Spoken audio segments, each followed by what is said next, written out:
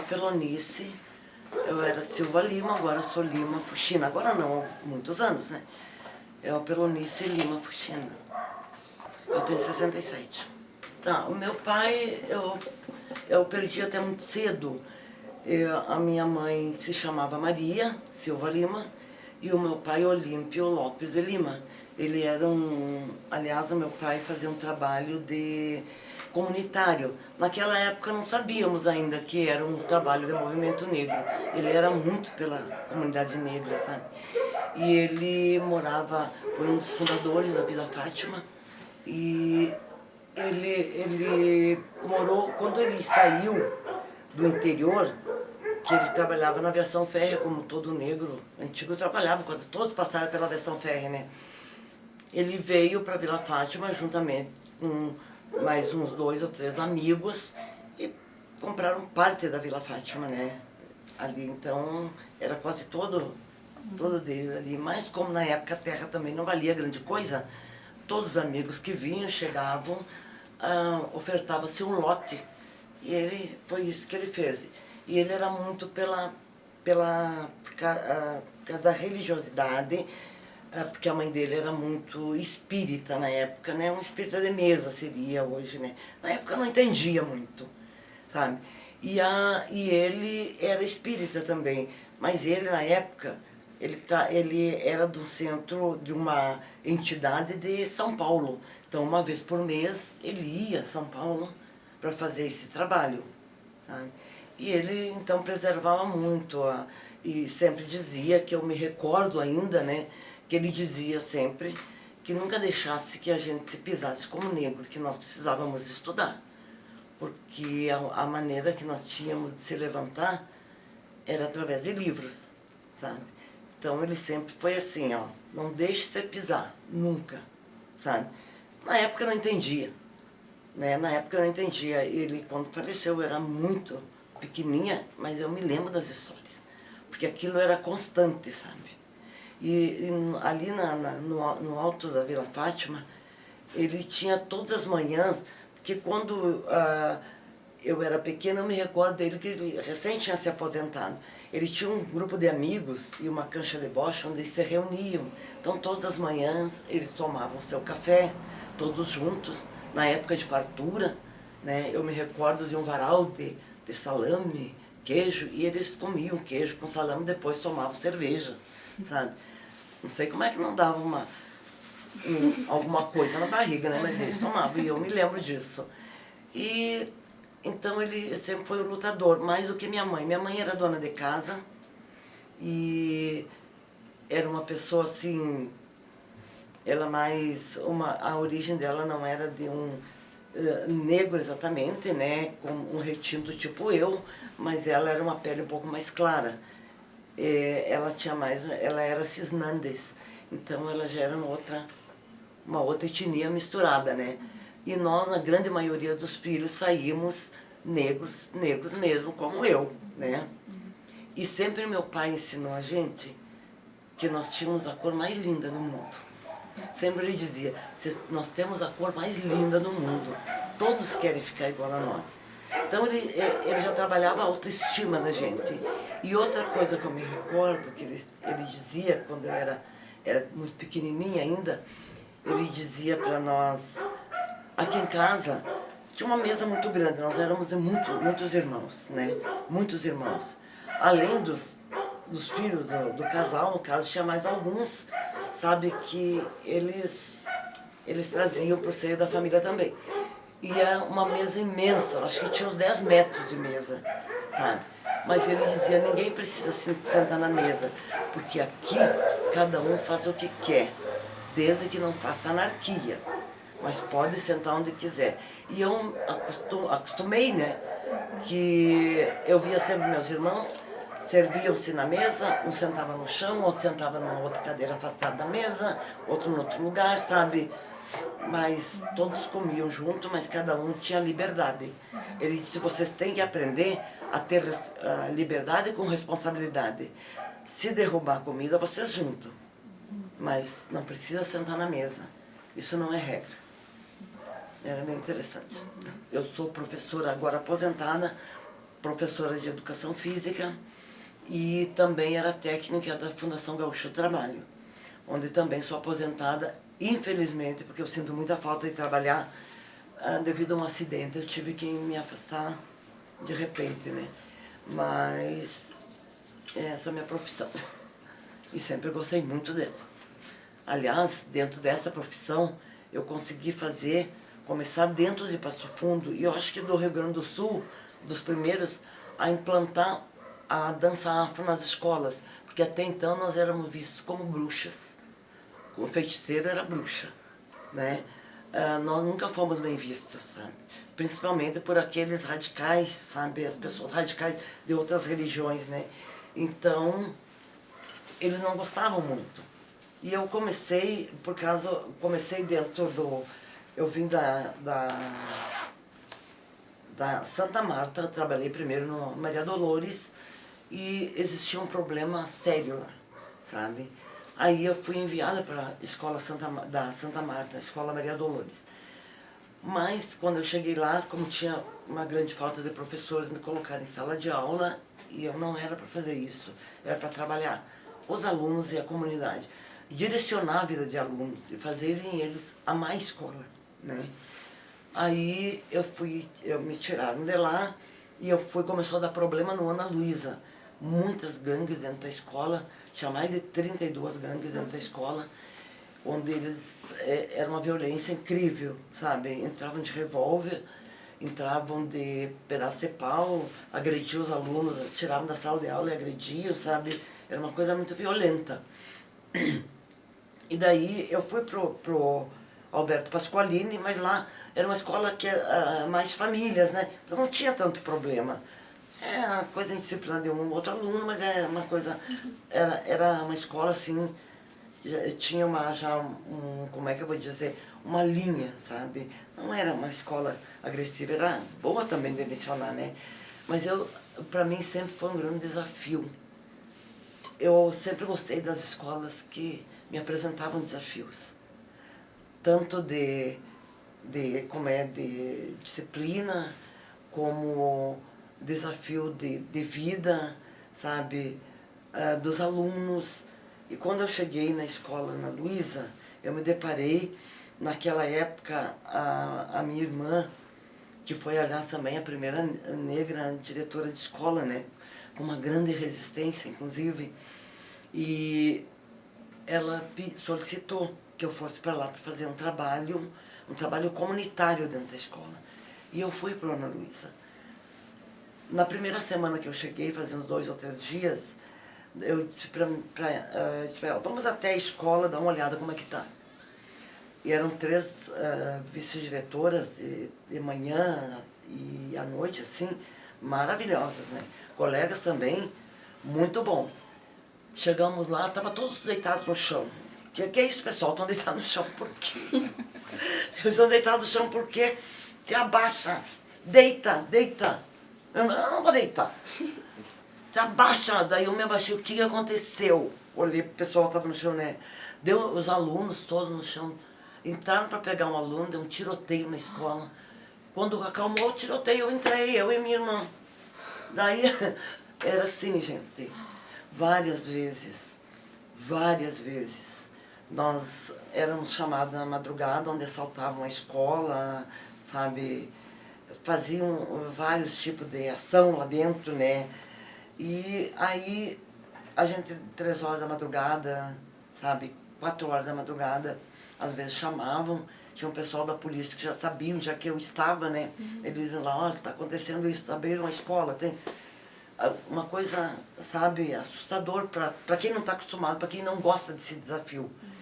E daí a gente ia para lá, tudo, levantava, ia para a polícia, fazia levantamento de tudo que tinham levado, ia para a polícia, sabe, às vezes estava amanhecendo o dia, ou já era dia, nós chegávamos de volta na escola, dormia até às 8 horas, se levantava, ia para a escola novamente.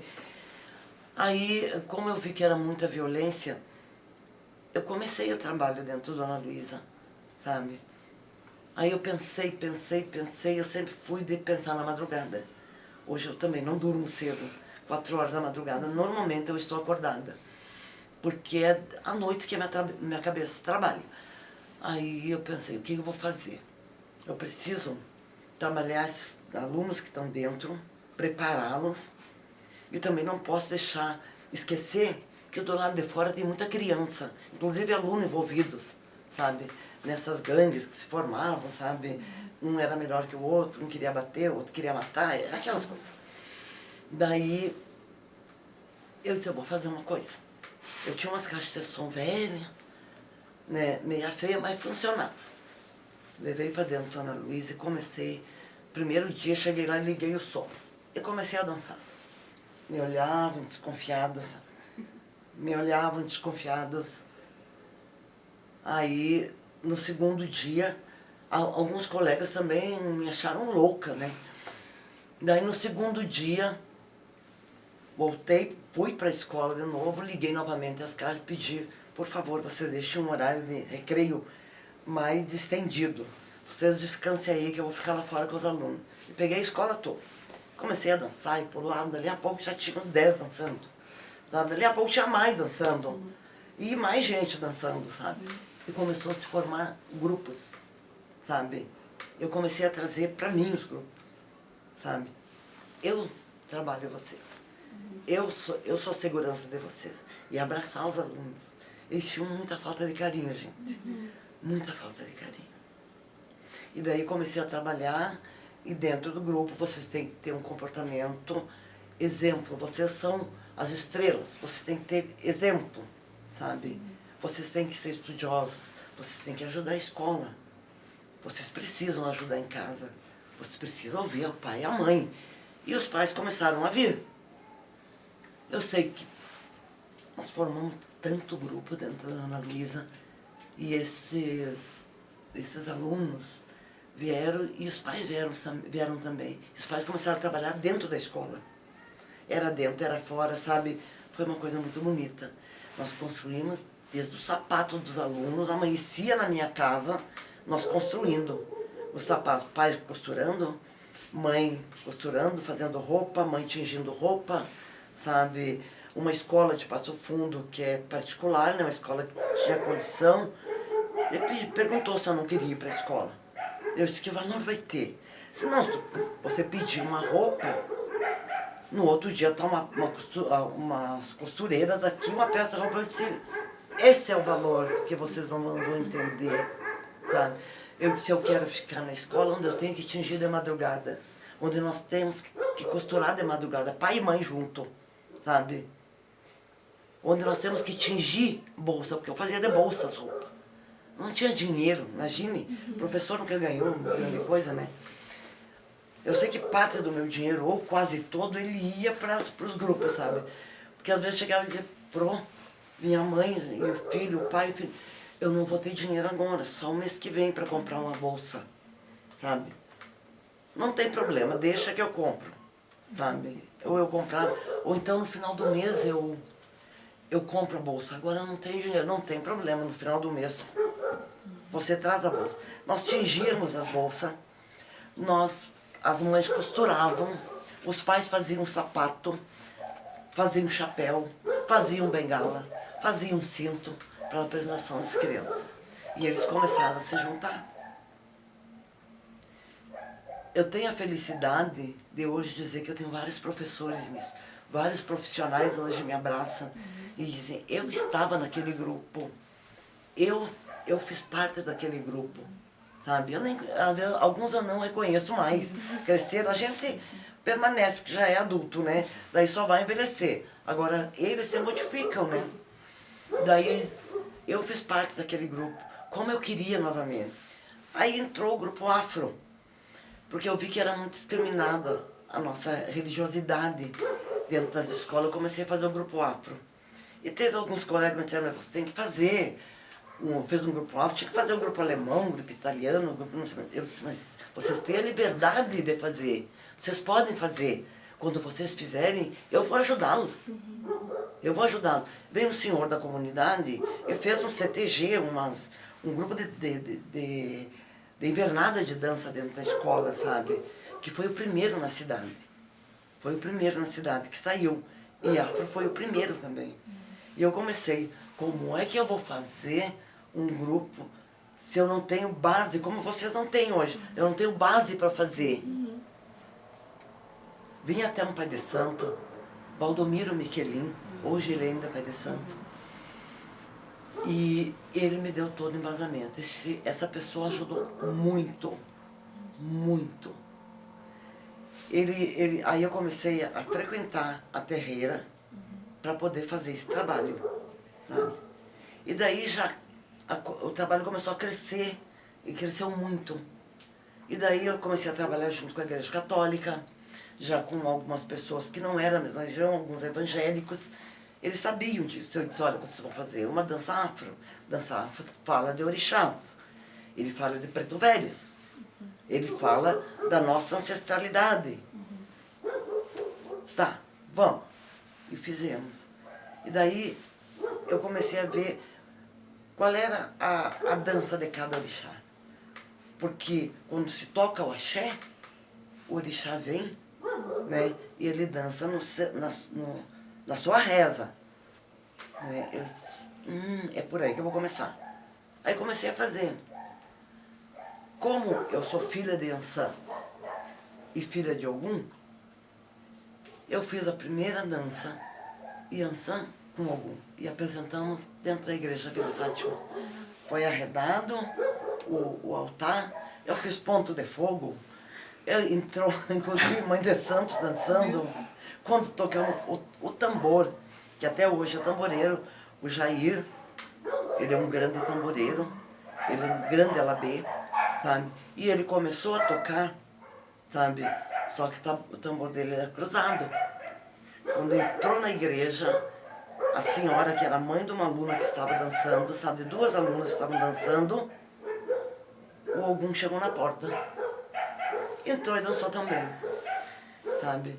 E daí quando ele saiu, o pessoal percebeu, o pessoal que era da religião percebeu que ele tinha chegado, ele saiu, quebrou ele, despachou na saída. O pessoal só aplaudia, mas não sabia que o Ogum estava ali. E eles dançaram lá dentro, sabe? E daí eu comecei, depois fiz vários outros orixás também, né? Fiz a dança dos orixás, onde eu entrava com todos o resto, principalmente do azeite, que eu sou, né? Entrava com todos o azeite, não sabia que ia ter guerra. Daí eu entrei com vários, e daí depois foi entrando os outros. Foi Iemanjá, foi Oxum, sabe? Foram as mães mais... Mas a menos que a minha é mais guerreira mesmo. Não. Quando eu comecei, a Fundação Gaúcha foi assim. Eu iniciei também num outro desafio, no Centro Social Urbano, onde trabalhava com a comunidade. Tá? Nós trabalhamos na Vila Planaltina, era o único Centro Social Urbano que tinha aqui. E eu era da parte de esporte e recreação. Então, nós começamos lá. Aí lá também eu fiz. Tá? Eu fui demitida por problema racial, onde eu fui inclusive acusado. Como todo problema racial, eles acusam, desculpa a expressão, eles te acusam de vagabunda ou de ladra. Eu fui acusada de tudo. De tudo, gente. A coisa foi forte. Foi muito forte. Sabe? E onde eu tive, inclusive, várias vezes tive que fugir. Não só por pressão, mas por ameaça. Foi muito forte. Muito. Sabe? E o pessoal tá aí. O Carlito da Planaltina é um professor Carlito também, né? Antônio Carlos Luzia, um grande líder. Quando eu cheguei na Planaltina, era uma comunidade que ela estava meio perdida. Tinha grandes valores, sabe? Grandes valores. E tinha lá também uma menina, uma guerreira. Você deve conhecê-la. Ela foi diretora da pedagogia agora. Adriana Dickel. A Adriana era do nosso grupo. E como eles estavam meio...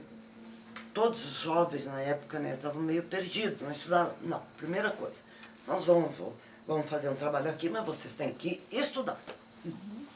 E todos estudaram. E era a ordem, sabe? Onde nós criamos grupos também que eu via que tinha muita criança perdida, criança negra perdida, sabe? Alguns bem estruturados, sabe? Outros eram pais separados, outros não estudavam, não tinham muita assistência, sabe? E aí surgiu o Centro Social Urbano, onde tinha uma pessoa que era Eli, o nome dela, Eli, não sei agora me lembro do sobrenome, acho que é Seconello, uma coisa assim. Mas é Eli, ela trabalha no Cine agora. Uma pessoa muito carinhosa, ela fez um trabalho lindo lá dentro, acolhedor com as crianças, sabe? Era meio mãe de todos, sabe? Ela era uma pessoa maravilhosa. E aí as crianças, começamos a trazer essas crianças, a própria instituição trouxe, né, para dentro, onde ele as recebia, fazia atividade, fazíamos um trabalho lá dentro, sabe? E esse trabalho começou a crescer e começou a aparecer lideranças que os políticos não esperavam, sabe?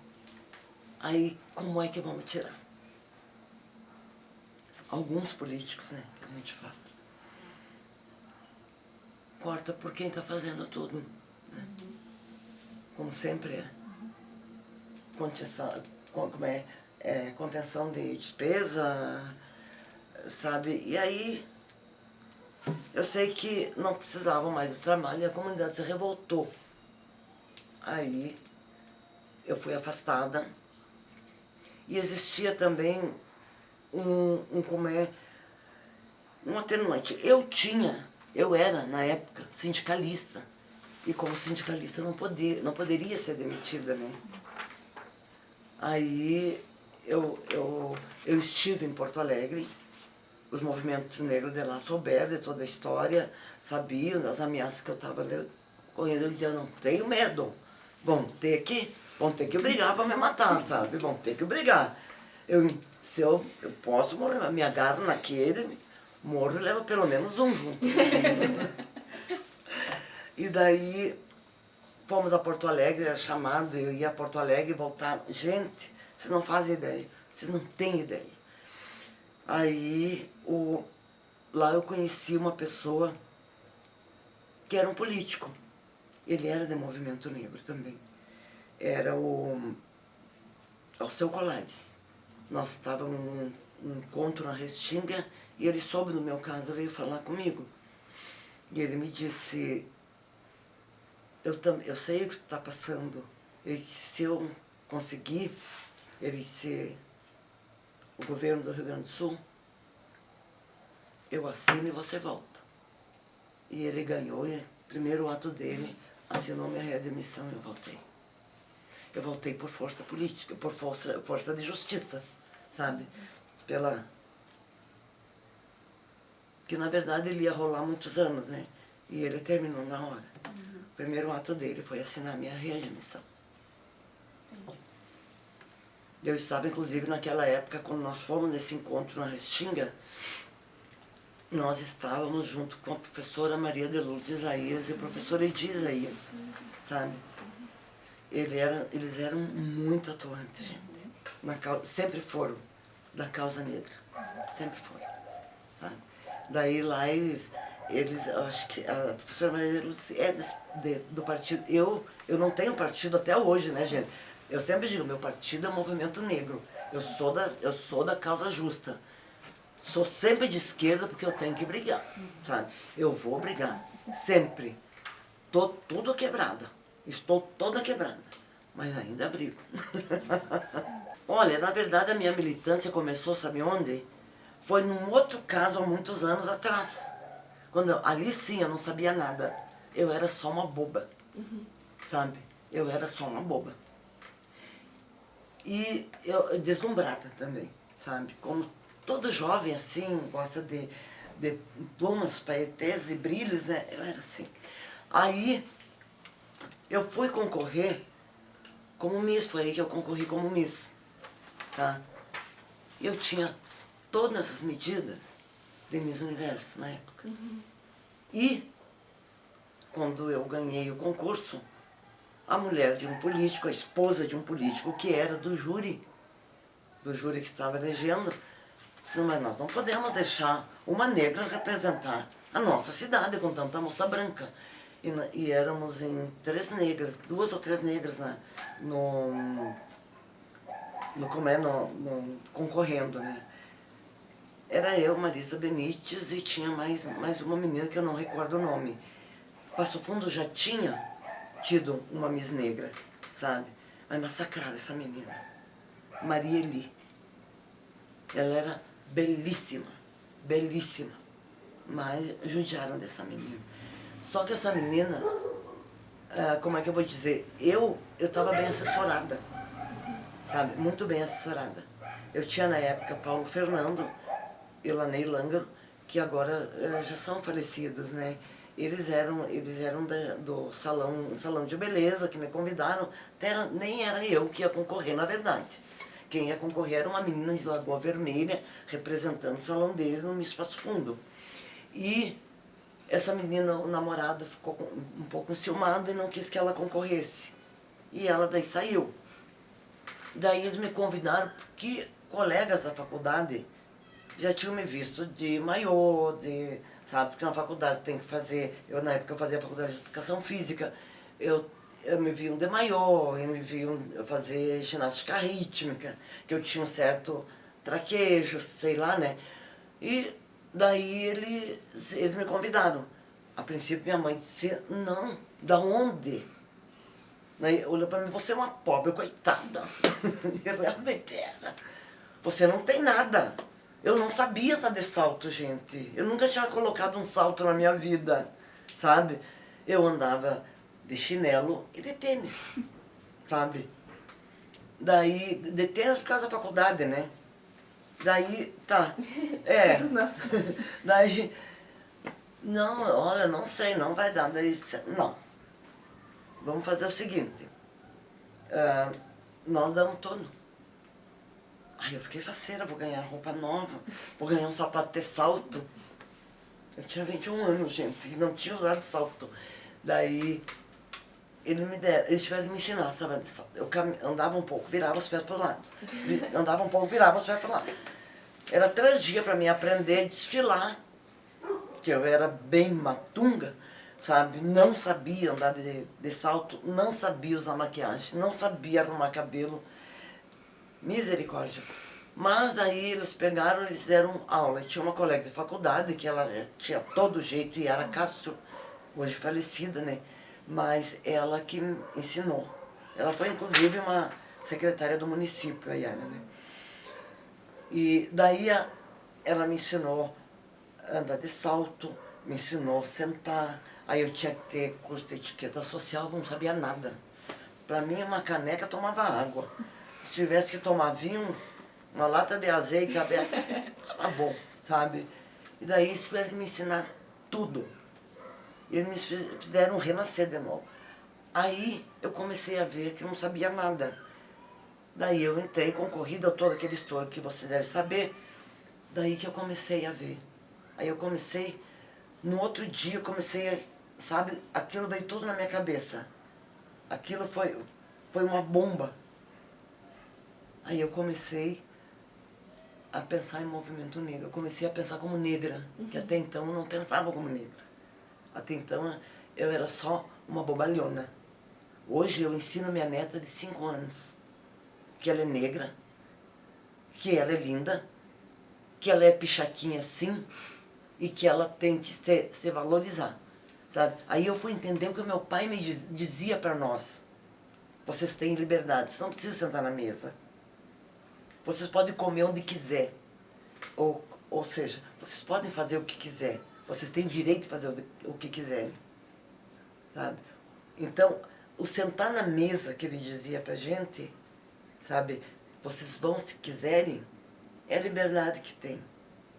Vocês vão fazer o que quiser, vão fazer a vida de vocês. Se alimentem onde quiser. Lutem onde quiser, mas façam. Então é isso. Aí eu comecei a ver. Aí começou a minha luta. Aí eu comecei a ver que meninas como eu eram bobinhas também, sabe? Que não sabiam nada.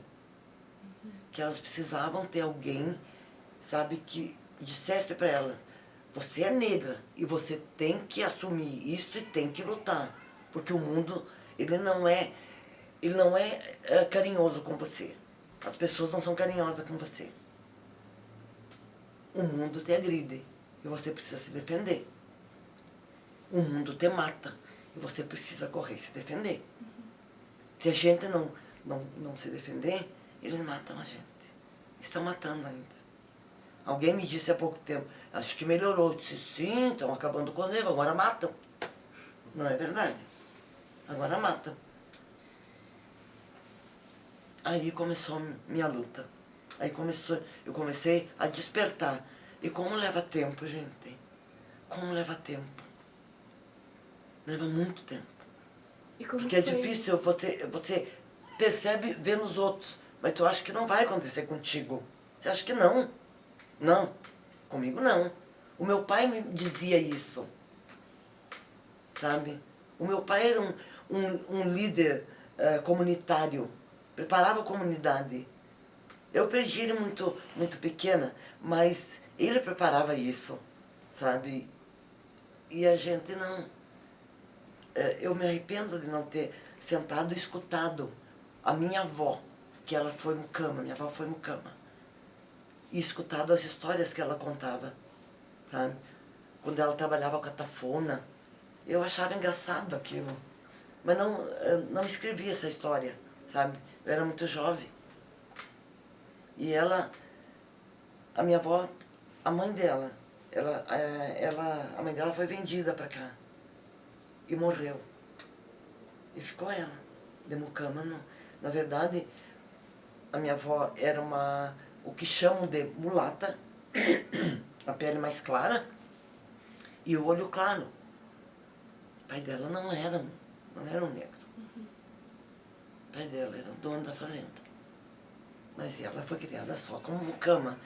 E a patroa, que era a esposa do pai dela, que era o patrão, ensinou ela a ler, deu joias para ela.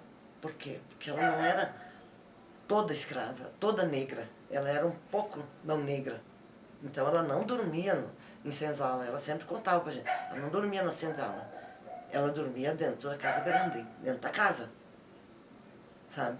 E ela ganhou joias do padrinho, que ela chamava. Do padrinho e da madrinha. Era Hortência Maria de Lima e Januário Maria de Lima. Januário de Lima, que ela casou daí, né, a avó. Do lado era Antônia Cisnandes e não recordo o nome do avô. Eu não cheguei a conhecer, ele morreu muito antes de eu nascer. Olha, na hora eu não vi nada. Eu não vi nada, porque daí nós fecharam o camarim, não deixaram ninguém sair. E não me deixaram eu sair também. E nós estávamos lá dentro, no clube comercial, e daí tinha o concurso, e daí começou aquela confusão, nós percebemos que estava demorando demais. Demais. Daí eu me lembro que o gerente, o dono do salão onde eu concorria, Lanei Lângaro, entrou no camarim, tinha um segurança na porta, ele disse, eu vou entrar. Entrou, e se nós vamos embora, essa palhaçada. O que foi que aconteceu? Sabe? Ele disse, não, nós vamos embora, não conseguia entender, sabe? Daí vamos embora. Daí nesse mesmo tempo, chegou o Paulo Santana, que era da RBS, o Paulo Santana entrou correndo também, sabe? E disse, não, ela fica. Daí disse, não, entra na passarela, porque o povo tem que ver, sabe? Tem que ver você. Eu vi que estava aquilo e era aquilo. Se caísse um copo no clube, a hora que eu entrei, era capaz de quebrar todo mundo, o estado que estava. O comercial estava fervendo, não tinha lugar, nem nas mesas, nem em pé, nem nos camarotes, de tanta gente que tinha, sabe? E daí ele disse, entra daí o Laney só me disse, entra e dá um desfile maravilhoso. E o Paulo Santana pegou na minha mão e disse, deslumbrante, entra e dá um desfile daqueles. Disse, tá bom. Eu disse, por quê? Ele disse, não. Daí o Laney disse, tem uma sujeira muito grande. Eu disse, eu era tão tola. Daí eu disse, é? Ele disse, sim. Ele disse, você ganhou e te tiraram. Ué? Ele disse, depois nós vamos conversar. E daí ele me falou isso e ficou do lado de fora. Aí ele não entrou, ele estava muito nervoso, sabe? Nós saímos por outra porta. Daí, quando chamaram nós novamente, as 5 finalistas, né? Aí eu entrei, daí fiz o máximo, eu sei que fui bem, fiz o desfile todo, daí quando deram o resultado para outra menina que tinha pele bem clara, sabe? Aí o Paulo Santana subiu, quando deram o segundo lugar, eu entrei e ele tá, inclusive tem uma foto que ele está conversando, falando no meu ouvido, aí que ele me contou. Ele disse, nós vamos ficar em Passo Fundo, e tinha o jogo do Grêmio, na época com 14 de julho, e ele disse, nós vamos denunciar em rede não só estadual, mas na nacional também. Nossa. E não foi só nacional, daí foi pro mundo.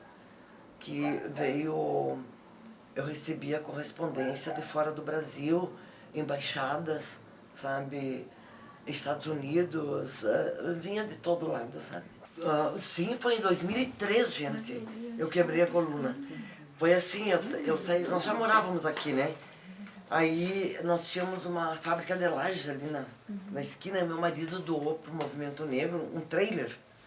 E eles estavam pintando o tal de trailer, que iam fazer cachorro quente, e iam fazer comidas e não sei mais o que, sabe? Então tem que estar mais ou menos, né? Aí, pintando o trailer, eu disse, eu vou buscar uma carne para fazer um churrasco. E daí era verão, foi dia 30 de dezembro. Verão não, era 30 de novembro, sabe? 30 de novembro. E daí eu disse, a Thaís era pequena, eu disse, bom, para mim levar a Thaís no mercado, tinha ela e 6 amiguinhos na piscina. Eu disse, vou ver se tem alguém para levar, para cuidar deles, e eu vou sozinha no mercado, né? Chamei minha sobrinha, ela disse, olha, não posso, não. Ela disse, eu não vou lá porque, ela disse, eu não vou entrar lá porque eu estou menstruada. Daí ela disse, só que eu não estou em casa. Ela disse, eu só chego tarde. Aí a outra, liguei para uma outra, sabe, também não estava em casa, era um domingo, todo mundo tinha saído, sabe. Como eu moro longe das minhas irmãs, eu não tinha. Daí eu disse, vamos fazer, vamos todo mundo junto. Eu estava com a caminhonete do meu marido. Daí, eu boto todo mundo atrás aqui, né, as compras mais para trás, e vamos. A sorte que tinha uma sobrinha que eu não tinha ligado, tinha falado para uma irmã, né, que... Daí ela falou para ela disse, não, mas a Gabriela tá dormindo. A Gabriela tá em casa. Ela disse, tia, pode ir, eu fico aqui cuidando deles. Ela tinha o quê? Uns 16 anos na época. E ela ficou, foi a sorte, gente. O carro, eu fui no mercado, era para baixo de Conceição ali, sabe, na Paissandu. Entre a Paissandu e a Bento, sabe. Tem um prédio na esquina, tinha um mercado lá de cima, não sei se tu lembra. Sim. Ou vocês lembram também. Acho que agora tem uma academia, sei lá o que que tem. Era ali o mercado dele. E eu saio, quando eu saio assim, eu só vi, olhei pelo retrovisor e vi o cara que levantou as 4 rodas. E me juntou. E o outro passou do lado, ele estava fazendo pega. Meu Deus. Eram 2 senhores. Não eram crianças. O mais novo tinha 38 anos. E ele me prensou no meio. Daí, bom, a caminhonete, gente, ela juntou, ela estufou, sabe? Deu que perda total. Ela juntou e eu fiquei no meio. Eu tenho até hoje ainda pedaço do motor na perna. Porque o motor, olha só, se eu não tenho uma mãe também, né? O motor parou aqui. E ainda me empurrou um pouco para trás, sabe? O motor da caminhonete. Eu tenho, como é, borracha ainda. Sabe, o médico tirou um pouco de lata, um pouquinho de lata que tinha, né? Mas as borrachas ficaram no joelho. E daí o marido da minha sobrinha veio comigo, eu vou te tirar daí, não se mexe. Não aconteceu nada. Não assusta ninguém, não aconteceu nada. Só vejo se quebrou uma cerveja que tem ali atrás. Eu tinha 2 grades de cerveja. Vejo ele disse, a cerveja eu te dou. Eu disse, ah, tá bom. Eu disse, mas não assusta as gurias, minhas irmãs, né, as mais velhas. Ela era cardíaca, né, até ela já faleceu. Eles não assustam, as 2 faleceram.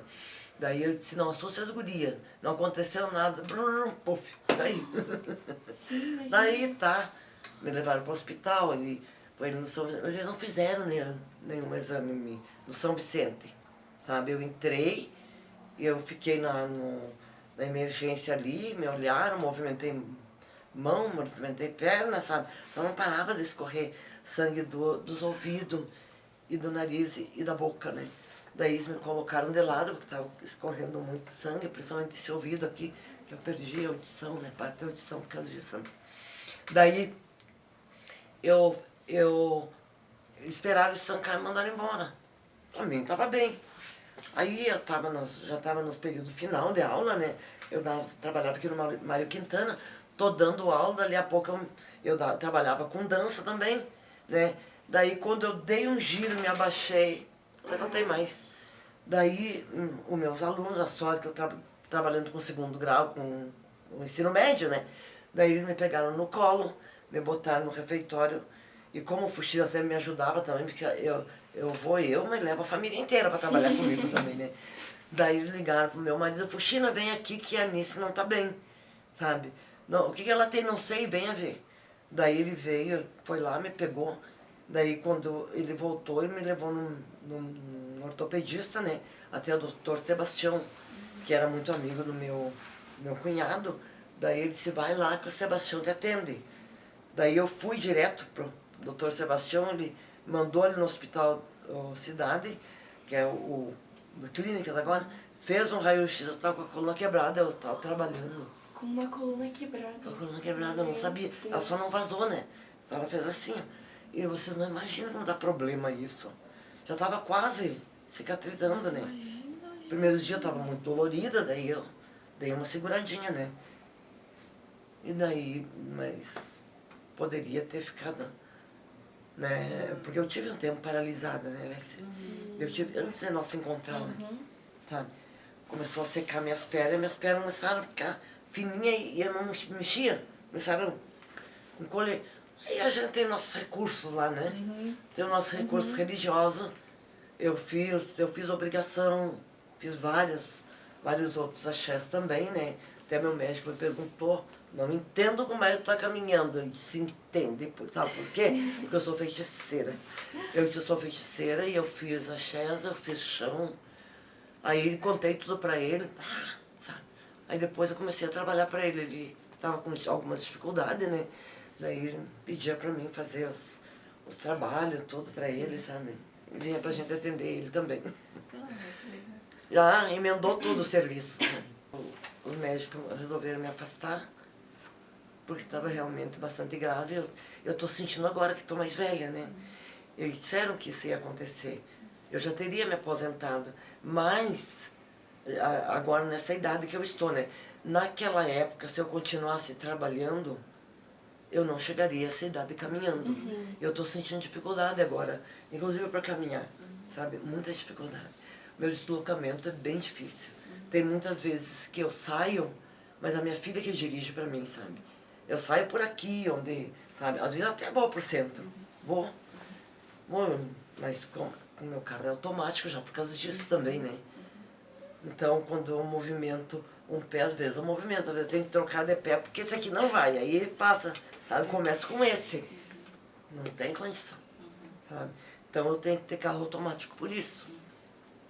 Se eu contar uma coisa pra vocês, não. Eu era tão alienada, tão desgraçada, sabe? Eu ia no centro espírita com a minha avó. E a minha avó e meu pai eram espírita. Eu não conhecia a religião. Era muito mais fechado do que agora. As pessoas que trabalhavam, elas meio se escondiam. Porque era muito preconceito, sabe? Eu fui fazer fazer um curso no Rio de Janeiro. E daí eu saí de lá, eu não sabia o que era religião. Conhecia assim, de disque, sabe? Que até então nós éramos meio obrigados a renegar a nossa religiosidade. Até hoje, né? Daí eu saí, eu estava muito brava. Eu estava querendo matar o mundo, gente. Por Deus do céu. Por Deus. Eu estava muito brava. Eu estava virado no capeta. Verdade. E daí eu saí, e daí eu tinha um namoradinho por lá. E nós fomos na Igreja da Candelária. E daí ele, minhas amigas, daí eu disse, vamos entrar aqui na galeria que tinha. Quando entramos, tinha um senhor, me olhou e deu risada. Meu pai já era morto há muito tempo, né? Daí ele disse assim, eu estava te esperando. Eu olhei para todo lado. Daí eu olhei que estava com as duas meninas. Ela, não, é você mesmo. Eu nunca vi esse homem na minha vida. Tá enganado. Tá? Ele, sim, eu estava te esperando. Eu disse, o nosso pai me avisou que você estava chegando. Eu pensei que era com minha cabeça, a mãe nem sabe que o pai esteve por aqui, sabe? Só que ele estava falando da religião. Sim. O pai Ogum. E não meu pai Olímpio, né? Meu pai biológico. O carnal, no caso. Daí eu disse, Ele disse, Daí eu olhei para as minhas amigas, sabe? Daí ele disse assim, ele pediu, você vai passar por muita dificuldade. Muita dificuldade. Risco de vida, muito. E o pai pediu para te avisar. Pela primeira vez eu tinha entrado ali, naquela galeria. E o pai pediu para te avisar que quando você estiver em risco, você diga, meu pai Ogum, esteja comigo. Fique do meu lado. Me defenda. Só olhei, tá. Não sabia o que era aquilo. Logo em seguida eu soube. Gente. Ele disse, você é uma Yansan e um Ogum. Ele disse, eu sou um Ogum e uma Yansan. É a mesma turma. Esse nós somos gêmeos. Ele disse, seu pai me avisou que você estava chegando. Ele disse outra coisa, você não vai entrar para a religião, você não quer. Agora, mas você vai ser obrigado a entrar, mais tarde. Ele disse, mas o tempo a sua mãe vai dizer. Esse homem leu a minha vida, sabe? Ele disse, com o tempo, a mãe vai te explicar direitinho. E você vai entrar. E você vai amar. E você vai ajudar. E vai ser ajudada também. Ele disse, se você resistir, você vai ser obrigado por saúde. Saí de lá. Você é louco. Foi a primeira coisa que eu disse, é louco. Não deu outra, gente. Muitos anos depois, eu não queria realmente entrar. Nem me lembrava mais dele. Não queria entrar. Aí eu comecei a ficar doente, começou a travar minhas pernas. E eu fui ficando paralisada. Daí, um dia eu fui fazer... fui num pai de santo, né? E ele jogou luz e disse, você já sabia que ia acontecer isso? Eu não sabia. Sabia sim. Muito longe daqui, perto das águas da Grande Mãe. Já tinham te avisado aí, eu me lembrei. Ele disse, se você não voltar, você vai ficar numa cadeira de roda e olha, não sei não. Ele disse, ou tu faz, ou tu faz. Mas não deu 15 dias, eu pá, deitei. Viu? Claro, daí voltei a andar. E eu voltei a andar. Os médicos também não sabem direito. Como é que isso aconteceu, eu tô andando. E outra coisa, deu outros problemas, evidente, até pelo esforço dele, né? É como eu digo, eu tô cheia de dor, mas tô bem, né? Tô bem. Quando eu vejo isso, eu vejo que eu tô muito bem. Eu não tenho parte do joelho, e nem do quadril mais, mas eu ando. eu dirijo, sabe? Faço mais meu serviço de casa, mas também esse eu não faço muita questão, sabe? Mas eu não tenho mais parte do quadril. E não tenho nenhum osso, que eles queriam colocar uma prótese, né? Os médicos queriam, mas eu tô muito velha pra isso, né, gente? Tenho receio por causa da idade também, né? Então, eu não tenho parte. Às vezes, quando me trava, eu digo, eu não posso pegar muito frio, sabe? Eu não posso ir em tal lugar, sabe? É porque eu não consigo andar. É porque se eu pegar, por exemplo, um frio, sabe, de agora, tá começando, de dia tá quente, à noite tá frio, a dor é muito e eu não consigo caminhar, daí endurece a perna. Parece que a articulação endurece. Então, bem complicado, gente. Bem complicado. Foi ali que eu entrei, sabe? E permaneço até hoje. Leva, foi a minha filha, e tá indo minha neta, e aí vai, sabe? Quando eu saí lá da Planaltina, que acabou por terminar, né? Era político. Era político. Sabe? Muito político. Sabe? Teve uma situação, eu não sei se eu te contei, Alex, em que eu e a minha... Foi quando eu saí de lá. Houve muita perseguição. Houve muito envolvimento de pessoas que eu nem sabia quem eram. De repente eram aqueles políticos ou outras pessoas também. E tentaram me matar, era de dia. Então, por isso eu não tenho um envolvimento político partidário maior, sabe? Eu tenho muito receio. Eu e a minha irmã escapamos disso. O Hipácio sabe disso. E daí, quando nós saímos, nós estávamos de ônibus, eu estava sem carro, né? O ônibus passou direto, ele não parou em parada nenhuma, foi direto lá na polícia, no centro, perto da catedral ali, nem era perto da catedral, era do outro lado que tinha policiais. E daí fugiram, sabe? Por 2 vezes tentaram me matar, sabe? Daí a minha mãe, isso era sabe? Não sei quem era, mas eu sei que era, sabe? Aí, quando chegamos em casa, passou uns dias e a minha mãe ela tinha tido 7 derrames, AVCs, e ela estava numa cadeira de roda. E a minha irmã achou que ela estava dormindo, e daí nós conversando numa cozinha, quarto dela, era como aqui a cozinha, como lá naquele. E ela ouviu uma sopa que tinham tentado me matar. Eu e a Cisa, minha irmã mais nova. Por 2 vezes, eu e a Cisa. E a Cisa estava comigo, sabe? Que eu não saía mais sozinha, né? E daí, ela ouviu isso. E daí, deu o 8º AVC. Ela morreu. Como eu disse o Hipácio, erraram o tiro. Então, sabe, é cruel, gente. É cruel. Às vezes, sabe, até hoje, eu me revolto tanto, sabe?